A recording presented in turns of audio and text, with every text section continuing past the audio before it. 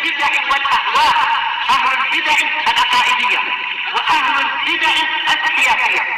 أنا أقول بيننا وبينكم السلف، بيننا وبينكم الكتب، كان فيقول البدع بيننا وبينكم السلف. بسم الله الرحمن الرحيم. الحمد لله حمدا كثيرا طيبا مباركا فيه كما يحب ربنا ويرضى. أشهد أن لا إله إلا الله وحده لا شريك له، وأشهد أن محمدا عبده ورسوله صلى الله عليه وعلى آله وأصحابه ومن تبعهم بإحسان إلى يوم الدين. أما بعد. Ikhwanil kiram rahimani wa rahimakumullah. Pada pertemuan yang lalu, bihamdillah azza wa jalla, kita telah selesai dari kaidah yang ketiga. Sebelum kita masuk pada kaidah yang keempat, indah ya Rifki.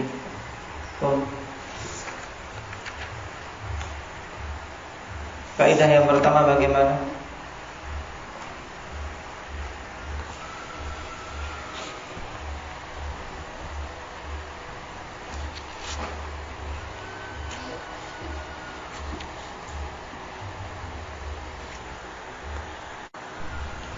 Bahwasanya al-adillah allati tathbutu biha asma'ullah ta'ala wa sifatuhu hiya kitabullah wa sunnatu rasulih as-sahihah. Ini kaidah yang pertama harus betul-betul diingat. Bahwasanya dalil-dalil yang dengannya ditetapkan nama-nama dan sifat-sifat Allah adalah Alkitab dan sunnah yang sahihah. Adapun akal, maka tidak ada peluang pada pembahasan ini, yaitu pada penetapan nama-nama dan sifat-sifat Allah Subhanahu wa ta'ala. Kaidah yang kedua, Ahmad.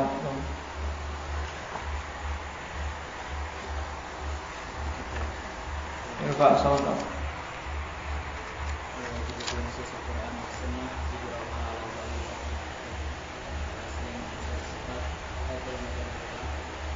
Taib al-wajibu fi nususil Qur'ani wa sunnah ijra'uha ala zahiriha duna tahrif.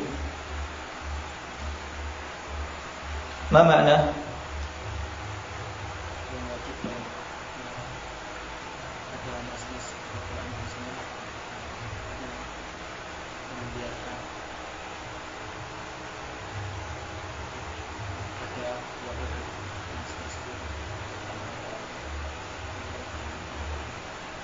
Itu yang wajib pada nas-nas Al-Quran dan Sunnah adalah menjalankannya sesuai dengan zahirnya tanpa tahrif. Apa yang dimaksud dengan tahrif?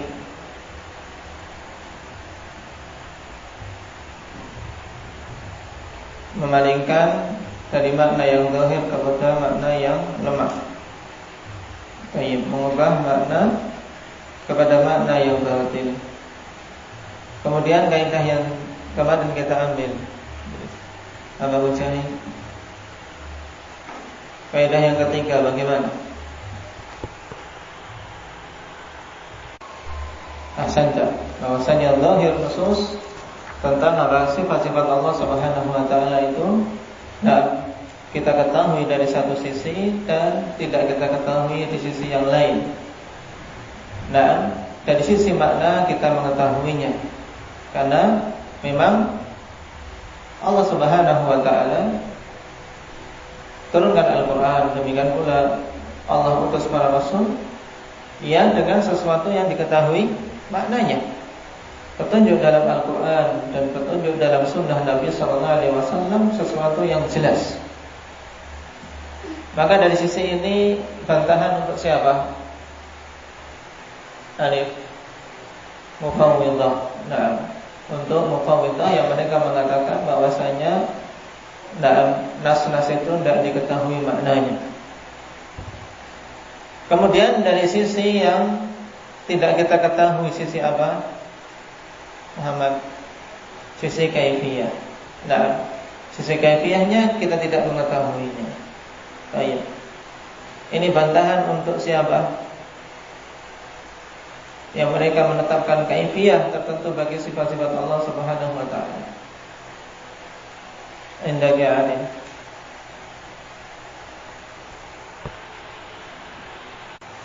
Baik. Golongan yang terbantah dengan sisi kedua dari kaidah ini yaitu golongan mumatsilah atau musyabbihah, sama. Yaitu mereka-mereka yang menyamakan Allah dengan makhluk. Kenapa? Kenapa? Kok dan pada potongan kedua dari kaidah ini wa bi'tibadil kaifiyah allati hiya 'alaiha majhulah. Ini bantahan untuk golongan mumatsilah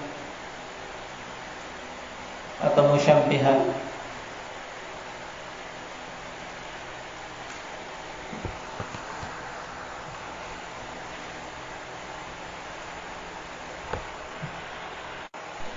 Karena ilmu tentang kaifiyah itu ilmu yang tidak tertutup dari kita semua. Kita tidak memiliki ilmu tentang kaifiyah. Maka tatkala suatu kaum menetapkan kaifiyah tertentu dari suatu sifat, berarti dia telah menyamakan Allah Subhanahu wa taala dengan makhluk. Jelas dia akan terjatuh dalam apa? Tashbih, dalam tamthil. Indah ya Ridwan. Apakah dalam Al-Quran ada sesuatu yang kita tidak mengetahui maknanya?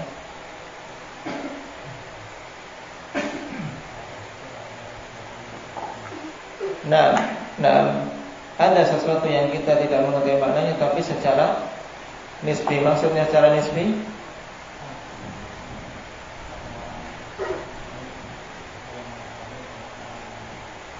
Nah, terkadang seseorang tidak mengetahui, tapi pada orang yang lain mengetahuinya.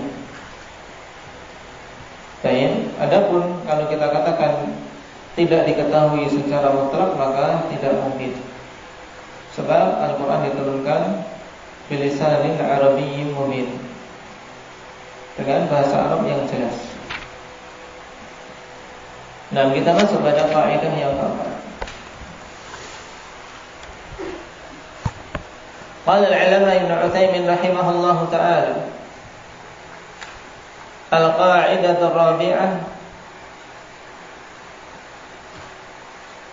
zahirun nususi ma yatabadaru minha ila adh-dhihni min al-ma'ani wa huwa yakhtalifu bihasabi as-siyaqi wa ma yudhafu ilayhi al-kalam. Zahir dari nas-nas. Tadi kemarin kita berbicara tentang zahir nusus, yang zahir dari suatu nas, maknanya apa? Nah, sekarang diterangkan oleh Syekh Ibnu Utsaimin rahimahullahu taala bahwasanya zahirun nusus ma yatabadaru minha ila dhihni minal ma'ani. Zahir dari suatu nas adalah apa saja yang muncul di benak kita dari makna-makna yang ada. Jadi sesuatu yang muncul di dalam benak ketika kita mendapatkan suatu kata, maknanya apa? Ketika pertama kali muncul itu zahir dari nas.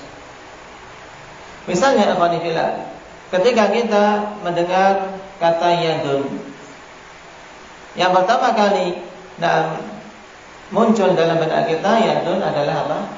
Tangan. Cuman ketika berbeda kalimatnya, likulli insanin yadan. Berarti di sini jelas pertama kali muncul di benak kita dari kalimat ini, likulli insanin yadan. Apa yang dimaksud dengan yadan? Silakan ya.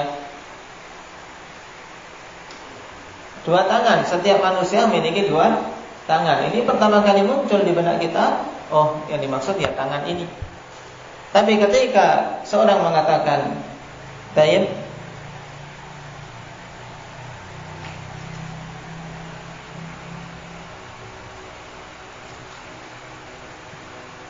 ketika ingin mengibaratkan tentang budi seseorang, tayyib, misalnya seorang telah membangun masjid, Nah, lahu yadun fi bina'i hadzal masjid. Lahu yadun fi bina'i hadzal masjid. Dia memiliki yad dalam pembangunan masjid ini. Maksudnya apa? Yad yang dimaksud di sini adalah jasa, ya tidak? Pertama kali muncul, ya demikian. Oh, dia memiliki jasa dalam pembangunan masjid ini. Nah, ini yang dimaksud dengan zahir nas. Berarti zahir dari suatu nas kita tidak akan bisa mengetahui kecuali dengan melihat konteks. Makanya dikatakan oleh Syekh, wa huwa yakhtalifu bihasabi siyaq wa ma yudhafu ilaihi al-kalam. Dan zahir dari nas-nas itu berbeda-beda sesuai dengan konteks-konteksnya masing-masing. Dan apa-apa yang diidhafahkan kepadanya berupa perkataan. Jadi apa saja yang dikaitkan, apa saja yang ditambahkan kepadanya, itu akan apa? Akan semakin memperjelas zahir dari suatu nas yang dimaksudkan apa. Baik, paham kaidah ini dulu. Dan kalau kita perhatikan kaidah yang keempat, ikhwanifillah, ini adalah kaidah untuk membantah ahlil majaz. Baik, untuk membantah mereka-mereka yang mengatakan bahwasanya di dalam Al-Quran maupun dalam Sunnah atau secara umum dalam lughah Arabiyah ada yang namanya majaz. Ada yang namanya majaz. Yang ahlul majaz ini, mereka menjadikan istilah majaz sebagai alasan paling banyak untuk memalingkan nas-nas yang menetapkan sifat-sifat Allah Subhanahu wa taala dari zahirnya. Mereka akan menolak sifat-sifat dengan alasan, oh, ini majaz yang diinginkan, tidak sebenarnya.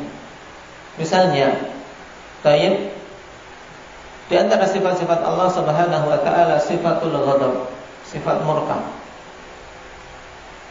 Nah, Allah murka terhadap hamba-hambanya yang membangkang. Mereka enggan menetapkan sifat ghadab. Kenapa? Karena sejak asal pola pikir mereka ikhwanifillah sudah salah. Ketika mau menetapkan suatu sifat, mereka sudah beranggapan bahwasanya sifat ini sama dengan makhluk. Marah itu kan jelek. Marah itu sesuatu yang muncul dari apa? Bergolaknya darah, sehingga muncul kemarahan. Berarti Allah tidak boleh disifati dengan sifat marah. Makanya mereka menolak ketika datang nas yang menetapkan tentang apa? Tentang sifat bahwasanya Allah Subhanahu wa taala marah. Di antara dalilnya apa? Dalil tetapnya sifat ghadab bagi Allah Subhanahu wa taala.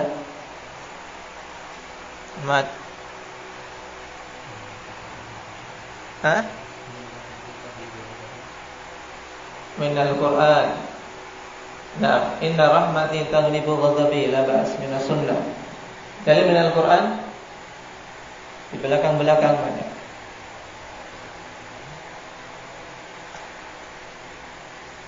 Aba Ja'far. Tadi dari as-sunnah, inna rahmati taghlibu ghadabi, sesungguhnya rahmatku itu mengalahkan ghadabku, yaitu kemurkaanku. Dalil yang lain. Nah, Allah Subhanahu wa taala katakan dalam ayat tersebut, "Wa may yaqtul mu'minan muta'ammidan fajazaohu jahannam khalidan fiha wa ghadiballahu 'alaihi wa la'anah." Dan Allah murka kepada orang yang membunuh muslim dengan sengaja. Sifat ghadab, sifat marah. Tapi mereka enggak. Nah, orang-orang yang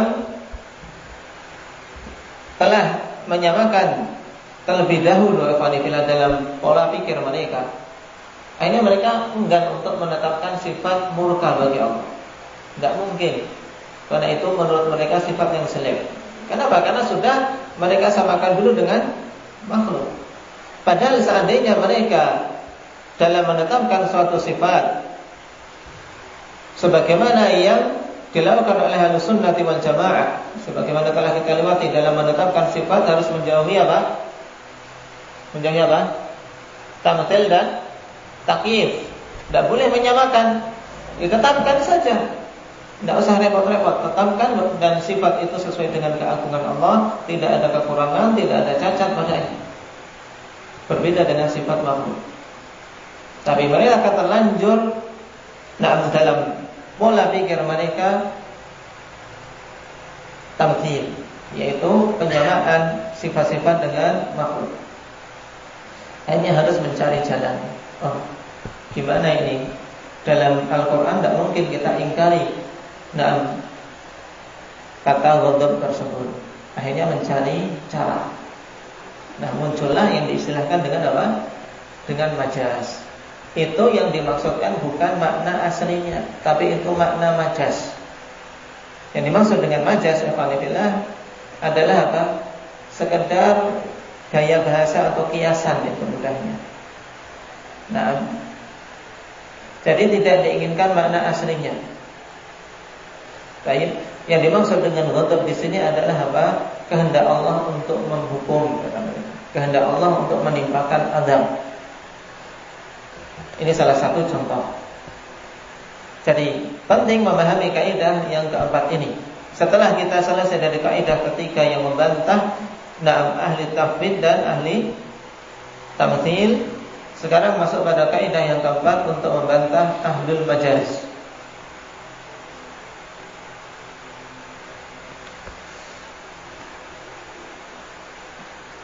Bahwasanya zahir nas adalah apa saja yang muncul di dalam benak kita ikhwanillah dari makna yang ada dalam nas tersebut. Dan makna yang muncul di benak kita itu berbeda-beda sesuai dengan konteks. Kalau kita contohkan tadi, sesuai dengan konteks bahasanya. Kemudian juga sesuai dengan hal-hal yang dikaitkan dengan kalam tersebut. Ini mudahnya. Kenapa? Nanti akan dijelaskan oleh Syekh Ibnu Utsaimin. Beliau mengatakan fal kalimatul wahidah yakunu laha ma'nan fi siyaqin wa ma'nan akhar fi siyaq. Wa tarkibul kalami yufidu ma'nan ala wajhin wa ma'nan akhar ala wajhin. Maka satu kata ikhwanillah bisa saja dia memiliki makna tertentu dalam satu konteks dan memiliki makna yang lain di konteks yang lain. Baik. Misalnya cara mudahnya dalam bahasa kita saja, alhamdulillah. Mata. Baik. Banyak mata-mata yang melihatku. Maksudnya mata-mata dia sedang duduk seperti ini di tempat yang dilihat orang banyak. Ya, banyak mata-mata yang melihatku. Terbelalak. Maksudnya mata ini ya tidak dua mata kita. Tapi ketika seorang mengatakan, awas, hati-hati kalau ngomong banyak mata-mata. Yang dimaksud apa, Wahyu? Hah?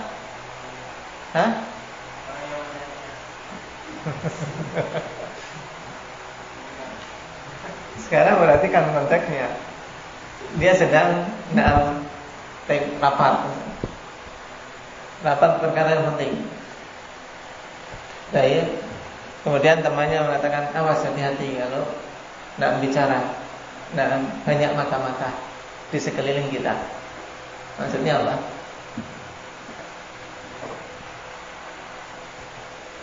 Konteks ini sama kata mata-mata. Tadi di depan mata-mata maksudnya mata banyak yang melihat, ya kan? Mata manusia. Sekarang di kalimat yang kedua maksudnya apa?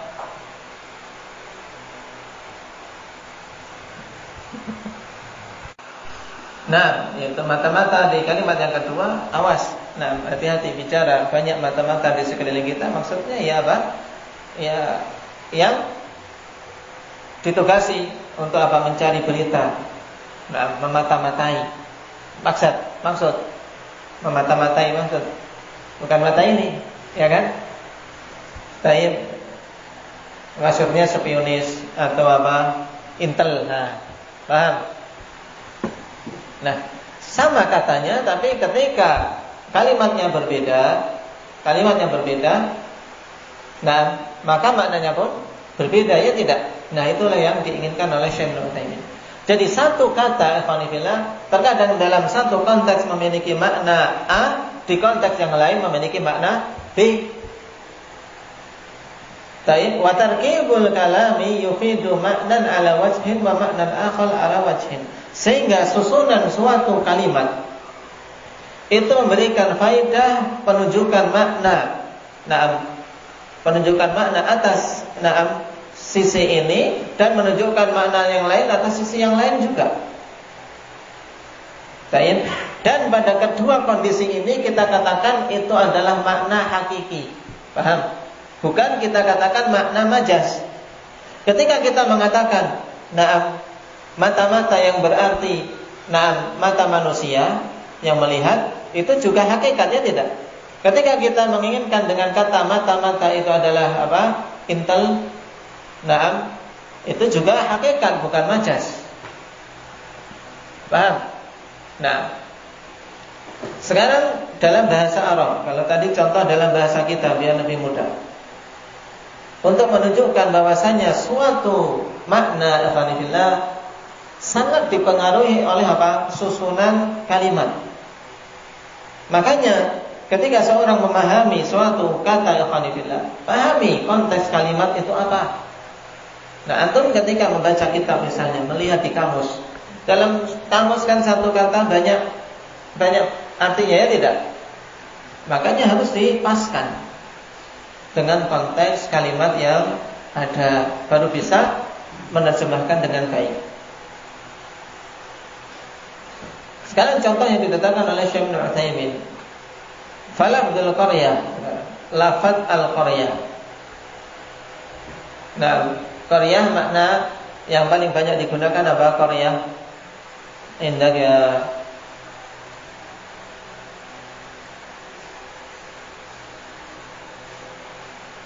Muhammad Kalimbang. Qaryah.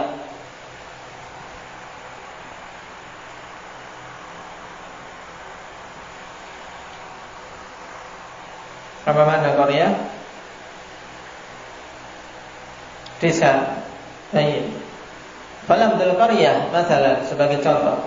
Yuradu bihil qaum taratan wa masakinul qaum taratan ukhra. Tapi di sini ikhwan fillah diinginkan apa? Qaryah itu sebagai contoh terkadang diinginkan adalah kaumnya, penduduknya. Tapi terkadang yang diinginkan adalah tempat tinggal suatu kaum, pemukiman. Desa itu kan kumpulan pemukiman penduduk, ya tidak? Nah, faminal awal, maka contoh untuk penggunaan qaryah yang dimaksudkan adalah penduduknya. Qauluhu ta'ala, wa in min qaryatin illa nahnu muhlikuha qabla yaumil qiyamati aw mu'adzibuha 'adzaban syadida. Nah, wa in min qaryatin illa nahnu muhlikuha qabla yaumil qiyamah. In di sini innafiyah, bermakna nafi, tidaklah suatu kaum pun, ya kan? Di sini qaryah bermakna apa? Al-qaum. Diinginkan kaum, tidaklah suatu penduduk di suatu tempat kecuali kami akan menghancurkan mereka sebelum hari kiamat, atau kami akan mengazab mereka dengan azab yang keras. Di sini qaryah bermakna kaum. Wa min ats-tsani qauluhu ta'ala, bukan kemudian kita tidak boleh, coba misalnya, tidaklah satu desa pun kecuali kami hancurkan. Ini kan jadinya salah, ya tidak? Nah, kenapa? Karena yang terkena hukuman bukan apa bangunannya, ya. Yang dihukum dan diazab oleh Allah siapa? Penduduknya. Qala min ats-tsani qauluhu ta'ala minal malaikah. Wa min ats-tsani qauluhu ta'ala 'anil malaikati dhaifi Ibrahim. Apa i'rab dhaifi Ibrahim? Apa Zaid? Anil malaikati dhaifi Ibrahim.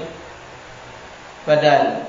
Nah, jadi contoh yang kedua, penggunaan qaryah yang dimaksud adalah apa? Tempat tinggal para penduduknya, tempat tinggal kaum tersebut. Yaitu firman Allah Subhanahu wa taala, "Inna muhliku ahli hadhil qaryah." Karena ini jelas, karena ada ahlinya. Sesungguhnya kami akan menghancurkan penduduk desa ini. Nah, jadi qaryah dalam ayat ini yang dimaksud adalah apa? Adalah tempat tinggalnya, desanya. Paham? Paham Syafiq? Baik. Nah sekarang, kita ke ayat yang banyak digunakan oleh apa? Oleh ahli majaz. Ketika saudara-saudara Yusuf alaihissalam berbicara kepada sang ayah. Nah, ketika pulang dalam keadaan saudaranya Yusuf yang seibu dan seayah, yaitu yang dinamakan dengan siapa? Bunyamin. Nah, ditahan padahal Nabi Allah Yaqub telah apa? Betul-betul menasihati dan mewasiati jangan sampai saudaranya Yusuf yang satu ini hilang juga sebagaimana Yusuf dulu mereka kelain hilang.